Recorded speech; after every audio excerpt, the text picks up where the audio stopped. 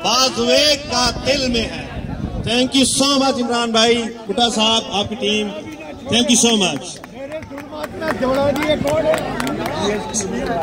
जी अब आपके साथ शान बाबर साहब बात करेंगे। ये भी ग्लासगो से आए हैं, बर्मिंघम से। औज़ु बिल्लाहि मिनश शैतानिर रजीम, बिस्मिल्लाहिर्रहमानिर्रहीम। मैं आप सभी बहन भाइयों का दिल की गहराइयों से शुक्रिया अदा करता हूँ कि आप इतनी तादाद में यहाँ पे तशरीफ लाए हैं। आज आपने पाकिस्तानी होने का फर्ज अदा कर दिया है, अब मैं मान गया हूँ कि आप इमरान खान के सच्चे जाले हैं। जिस तरह पाकिस्तान में पाकिस्तानी निकले हैं, आज बर्तानिया में आप निकले हैं। मैं आपका दिल की गहराइयों से शुक्रिया अदा करता हूँ और इंशाल्लाह हम ये जंग जीत कर रहेंगे। इंशाल्लाह इमरान खान को रिहाई दे कर रहेंगे, आजादी लेकर रहेंगे। इमरान खान